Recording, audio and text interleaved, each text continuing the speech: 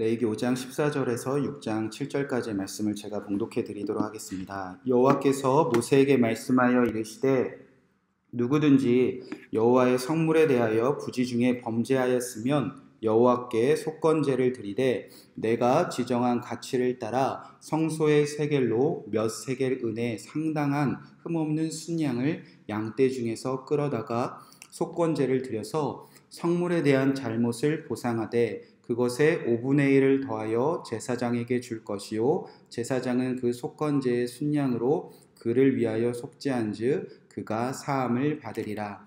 만일 누구든지 여호와의 계명 중 하나를 부지 중에 범하여도 허물이라 벌을 당할 것이니 그는 내가 지정한 가치대로 양떼 중 흠없는 순양을 속건제물로 제사장에게로 가져갈 것이요 제사장은 그가 부지 중에 범죄한 허물을 위하여 속죄한즉 그가 사함을 받으리라. 이는 속건제니 그가 여호와 앞에 참으로 잘못을 저질렀음이니라. 여호와께서 모세에게 말씀하여 이르시되 누구든지 여호와께 신실하지 못하여 범죄하되 곧 이웃이 맡긴 물건이나 전당물을 속이거나 도둑질하거나 착취하고도 사실을 부인하거나 남의 잃은 물건을 줍고도 사실을 부인하여 거짓 맹세하는 등 사람이 이 모든 일 중에 하나라도 행하여 범죄하면 이는 죄를 범하였고 죄가 있는 자니 그 훔친 것이나 착취한 것이나 맡은 것이나 잃은 물건을 주운 것이나 그 거짓 맹세한 모든 물건을 돌려보내되 곧 본래의 물건의 5분의 1을 더하여 돌려보낼 것이니 그 죄가 드러나는 날에 그 임자에게 줄 것이요 그는 또 그 속건 제물을 여호와께 가져갈지니 또 내가 지정한 가치대로 양떼 중 흠없는 순양을 속건 제물을 위하여 제사장에게 끌고 갈 것이요 제사장은 여호와 앞에서 그를 위하여 속죄한즉 그는 무슨 허물이든지 사함을 받으리라. 아멘. 하나님의 말씀입니다. 오늘은 레위기 저 잘못 읽었나요? 아니죠? 네, 놀라신 것 같아서 레위기 5장 14절부터 6장 7절까지의 말씀 속건제 잘못을 보상하되 5분의 1을 더하라 라는 말씀 제목 가지고 이 말씀이 우리 안에 이루어지기를 함께 예수님으로 기도하겠습니다. 자, 어제까지는 이제 속죄에 대해서 살펴보았습니다.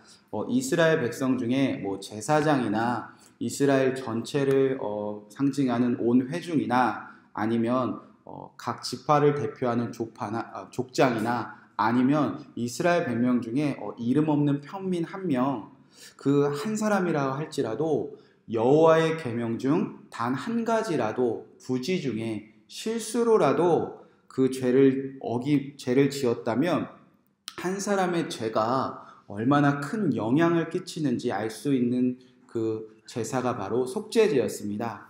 한 사람의 죄는요 반드시 하나님의 계신 성소 안팎은 물론 그들의 땅을 오염시키고요 우리의 허물은 그냥 사라지는 것이 아니라 반드시 우리의 가정이나 공동체의 허물로 드러난다는 것입니다.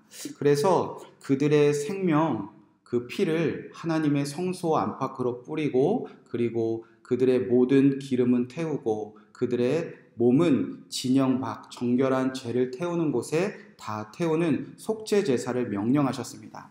자, 그리고 이제 이어지는 속건제는 이제 속죄제의 의미를 깨달은 사람들이 드리는 제사가 속건제입니다. 아, 내가 여호와의 계명 중 한 가지라도 실수로라도 여호와의 계명을 어기는 것이 정말 무겁고 큰 죄구나.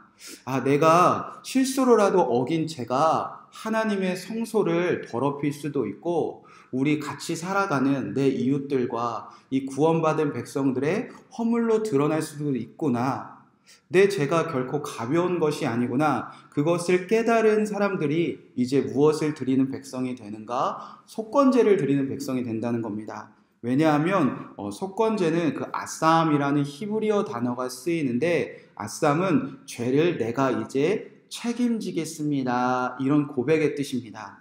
여호와의 계명을 실수로 어긴 제가 하나님의 계신 성소를 오염시켰다니 내 죄가 하나님이 계신 곳까지 더럽혔다니 내 죄가 내게서 끝난 것이 아니라 우리 남편이나 아내나 내 자녀들, 내 부모님, 내 친구들, 내 이웃들 그들에게까지 그렇게 큰 영향을 미쳤다니 이제 내가 책임지는 마음으로 내가 끼친 모든 피해에 대해서 내가 배상하고 보상하겠습니다. 그런 마음으로 드리는 제사가 속건제입니다. 그래서 속죄제와 비슷해 보이지만 배상하고 보상하고 내가 입힌 피해를 다 갚겠습니다. 그래서 이 속건제는 보상제, 배상제라고도 불립니다.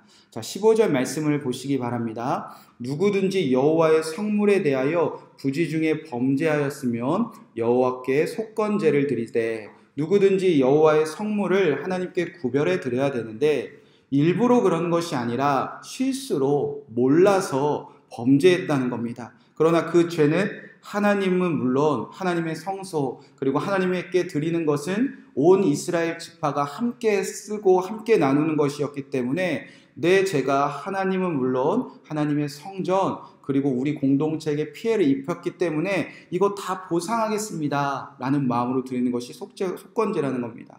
그래서 16절 말씀에 보면 성물에 대한 잘못을 보상하되 그것의 5분의 1을 더하여 제사장에게 줄 것이요 제사장은 그 속건제의 순양으로 그를 위하여 속죄한즉 그가 사함을 받으리라. 내 잘못으로 하나님께 피해를 입혔으니 내 잘못으로 하나님에 계신 성소에 피해를 입혔으니 이거 다 보상하고 싶습니다. 내 잘못을 배상하고 싶습니다. 그런 마음으로 드리는 제사가 속건제라는 겁니다. 뿐만 아니라 17절 18절 말씀에 보면 이럴 때도 속건제를 드립니다. 만일 누구든지 여호와의 계명 중 하나를 부지 중에 범하여도 허물이라 벌을 당할 것이니 그는 내가 지정한 가치대로 양떼 중 흠없는 순양을 속건제물로 제사장에게 가져갈 것이요 제사장은 그가 부지 중에 범죄한 허물을 위하여 속죄한즉 그가 사함을 받으리라. 여호와의 계명 중 하나라도 실수라도 어겼을 때는 속건제를 드리기를 하나님께서 명령하셨습니다. 속죄제와는 뭐가 다른가? 속죄제는요, 내 개인적인 죄를 사함받는 것에 그친다면 이 속건제는 내 죄로 인하여 피해를 입은 하나님과 그리고 하나님의 성소, 공동체에 끼친 그 피해를 적극적으로 보상하고 배상하는 마음으로 드리는 제사가 속건제라는 겁니다. 그래서 19절에는 이렇게 기록되어져 있습니다. 이는 속건제니 그가 여호와 앞에 참으로 잘못을 저질렀습니다. 아, 하나님, 내가 실수로라도 지은 그 죄가 하나님 이렇게 큰 피해를 입혔었군요. 제가 잘 몰랐습니다. 그런데 이제 내가 깨달았으니까 내가 속건제, 아쌈 책임지겠습니다. 그래서 마음을 다하여 적극적으로 보상하고 배상하는 제사가 속건제입니다. 자, 그렇게 먼저 하나님께서는 속건제를 말씀하시면서 우리가 하나님과 성소에 끼친 피해를 적극적으로 보상하는 삶을 선포하셨습니다. 자, 그렇게 될 때 이제 우리가 어떤 삶으로 나아가는가? 이제 6장부터 기록된 이웃에게도 피해를 보상하는 삶을 살아갈 수 있다는 겁니다. 1절, 2절 말씀 보시기 바랍니다. 여호와께서 모세에게 말씀하여 이르시되 누구든지 여호와께 신실하지 못하여 범죄하되, 그리고 나서 이웃에게 범죄하는 것들이 나오기 시작합니다. 제가 개척교회 목사님의 아들로 태어나서 평생 교회에서 자라고 또 지금도 목사가 되어서 교회에서 먹고 자고 평생 교회에서 살고 있는데, 교회는요 참 신비로운 곳입니다. 왜냐면 어렸을 때부터 이렇게 한 사람 한 사람 보면요, 참 이렇게 선하고 이렇게 좋은 분들이 있을까? 다 예수님 믿고 구원받아서 정말 예수님 없이 살 수 없는 그런 정말 간절하고 선하신 분들이 모여 있는데요, 참 신비로운 것은 개인적으로 알고 개인적으로 한 사람 한 사람 보면 다 너무나 좋은데, 모이면요 왜 이렇게 다투고 왜 이렇게 서로 상처 주고 왜 이렇게 서로 피해를 주는지 모르겠습니다. 교회에 모이면 정말 세상에서도 아무 일도 아닌데 그렇게 사랑스러운 분들이, 주님을 사랑하고 이웃을 정말 사랑하고 싶은 선한 마음으로 가진 분들이 모여서 다시는 안 볼 정도로 목숨 걸고 싸우고 다투고 마음 상하고 서로 말할 수 없는 피해를 주고 결국 승자도 패자도 없이 결국 마음 상해서 정말 토라져 버린 그 모습. 어린아이들도 이제 화해하세요 라면 화해하는데 정말 사랑스러운 분들이 어떻게 이렇게 교회에 모여서 마음 아파하고 있고 서로 피해를 주고 있을까? 오늘 말씀에 의하면 그 이유가 무엇이라고 기록되어져 있죠? 여호와께 신실하지 못할 때 이웃에게 범죄하는 것이 해결되지 않는다는 겁니다. 지금 이 속건제 안에서 여호와께 신실하지 못하다는 것은요, 우리가 믿음이 없다, 우리가 사랑이 없다, 우리가 성경적인 지식을 잘 모른다, 우리가 이웃을 사랑할 마음이 없다, 그런 신실함이 없다, 그런 뜻이 아닙니다. 우리는 성소를 일부러 파괴할 마음도 없고요, 이웃과도 피해줄 마음이 전혀 없습니다. 부지 중에 실수로 하나님과 성소를 오염시킬 의도가 전혀 없는 사람들이 모여 있습니다. 그러나 나라는 존재가 완전하지 않고 나라는 존재가 연약해서 나는 언제든지 실수로라도 하나님과 성전에 피해를 입히는 자임을 깨닫고, 내가 실수로라도 죄를 지어 하나님께 범죄하는 자이니, 이제 내가 항상 하나님께서 내가 실수하신 것 깨닫게만 하신다면 언제든지 내가 하나님과 성소에 피해를 보상하겠습니다. 내 전부를 들여서라도 배상하고 보상하는 속건제를 드리겠습니다. 그 하나님께 피해를 보상하는 신실함을 말한다는 겁니다. 여러분, 하나님께 내가 피해를 입힌 것을 신실하게 보상하는 자는요, 이제 이웃에게도 피해를 보상하는 삶으로 나아갈 수 있다는 겁니다. 자, 우리가 만났는데 왜 다투는가? 하나님께 속건제를 온전하게 드리는 사람들은요, 이제 이웃에게도 쫓아가서 속건제를 드리는 삶으로 확장되어진다는 겁니다. 내가 하나님께 끼친 피해를 신실하게 배상하고 보상하는 마음을 가진 자는 내가 언제든지 이웃에게도 실수할 수 있으니까, 나는 의도가 없었는데 저 사람이 오해한 것임에도 불구하고 내가 여호와의 계명 중 실수라도 하나라도 범죄하여서 저 사람의 마음이 상했겠지, 그런 마음으로 찾아가서 보상하고 배상할 때 이웃과의 관계도 이제 완전하게 회복이 된다는 겁니다. 그래서 2절부터 5절까지는 이제 여호와께 신실하게 배상하며 마음으로 살아가는 자들이 이웃에게 이제 배상하며 보상하는 삶으로 나아간다, 그런 뜻입니다. 2절부터 5절까지 이제 하나하나 이렇게 기록되어져 있고요. 5절 끝에 보면요, 그 거짓 맹세한 모든 물건을 돌려보내되 그 본래 물건의 5분의 1을 더하여 돌려보낼 것이요, 그 죄가 드러나는 날에 그 임자에게 줄 것이요, 내 죄로 인하여, 내가 실수로 여호와의 계명을 어긴 죄로 인하여 누군가 아파하고 누군가 괴로워하고 누군가 고통당하고 있다면 내가 하나님께 다 보상했으니 이 사람에게도 내가 다 갚겠습니다. 내가 먼저 피해 보상하겠습니다. 내가 먼저 그 사람에게 찾아가겠습니다. 내 죄로 인하여 이웃에게 끼친 피해와 허물이 있다면 내가 5분의 1을 더하여 보상하고 배상하겠습니다. 그렇게 하나님께 신실하게 배상하고 보상하는 속건제를 드리는 사람들은요, 이제 잘잘못을 따지지 않습니다. 이웃에게 먼저 찾아가 내가 먼저 신실하게 배상하고 보상하는 속건제의 삶을 살아간다는 겁니다. 그때 이스라엘 공동체가 아름답게 회복되어진다는 겁니다. 여러분, 정말 중요한 메시지입니다. 번제로 시작된 제사가 어디에 끝났는지 여러분 정확하게 이해하시길 바랍니다. 내 죄가 용서받은 사람이 완전한 그 용서를 누리는 자리는요, 바로 내가 먼저 찾아가 용서를 비는 사람이 완전한 용서를 누린다는 겁니다. 번제를 통하여서 우리가 모든 죄를 용서를 받았습니다. 소제를 통하여서 하나님의 언약과 이웃을 향한 명령을 기억하며 살아갑니다. 그래서 우리는요, 다 갈망을 해요. 하나님과도 화목하고 싶고요, 우리 가정에서 누구와도 화목하고 싶고요, 교회에서 다 누구와도 화목하고 싶어요. 여기 그런 마음 없는 사람 한 사람이 있습니까? 그런데 왜 우리가 하나님과도 화목하지 못할 때가 얼마나 많고, 우리 같은 속회 식구들, 우리 교회 식구들, 가정에서 왜 화목하지 못할 때가 많이 있죠? 오늘 말씀대로라면 속건제의 삶이 사라졌기 때문입니다. 하나님께 실수로라도 져진 죄를 우리가 배상하고 보상하고 싶은 마음, 내가 잘못한 것이 아무 것도 없을지라도 내가 실수 중이라도 죄를 지어서 저 사람의 허물로 드러났구나, 내가 먼저 가서 배상하고 내가 먼저 용서를 빌어야지, 그런 마음들이 회복될 때 그 공동체 안에 번제로 시작된 죄의 용서가 속건제로 완성된다는 겁니다. 한 여자 집사님이 남편하고 매일 싸우신대요. 부부가 그래서 매일 사랑하지 못하는 죄를 짓고 있었답니다. 그런데 교회에서는 매일 사랑하라, 매일 사랑하라. 그러니까 하나님께 나와서 예배하면 또 예수님께 또 예배하고 기도하면 매일 회개가 되었대요.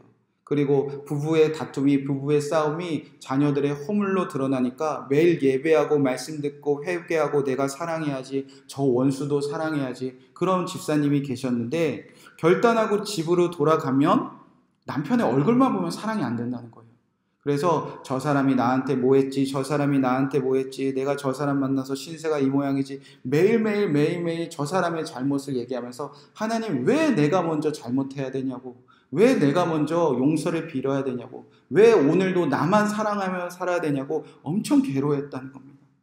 그러면서 왜 오늘도 말씀 듣고 회개하며 내가 잘못한 것도 없는데 저 사람에게 왜 사랑으로 살아가야지. 여러분, 그런데 우리가 정말 번제를 통하여서 모든 죄가 용서를 받았다면 주님이 원하시는 건요, 내가 용서해야지, 이 정도의 삶이 아닙니다. 내가 저 사람 사랑해야지. 주님이 원하시는 결론은요, 그 자리가 아니었다는 겁니다. 내가 먼저 용서받아야지. 내가 먼저 사과를 해야지. 내가 먼저 저 사람에게 잘못한 것이 있다면 다 먼저 찾아가서 배상하고 보상하고 더 잘못했다고 말해야지. 그것이 용서받은 사람의 마지막 자리가 바로 속건제라는 겁니다.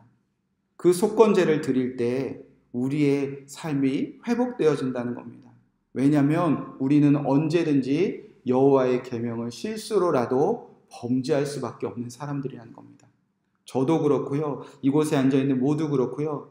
모두 한 사람 한 사람 그렇고요. 우리는 실수하며 하나님께도, 성전에도, 가족에게도, 이웃에게도 언제나 우리의 죄와 허물을 흘러가게 하는 우리는 죄인일 뿐입니다. 우리는 누구에게 피해 주는 사람이었지 피해 받는 사람이 아니었습니다. 그런 마음으로 우리가 하나님께도, 이웃에게도, 가족에게도, 교회 안에서도 우리가 먼저 배상하고 보상하는 그 나라가 바로 주님이 원하시는 죄를 용서받은 한 사람 한 사람 모인 그 하나님 나라의 실체고 하나님 나라의 백성이었다는 겁니다. 우리가 하나님과 이웃과 다 화목하기 원합니다.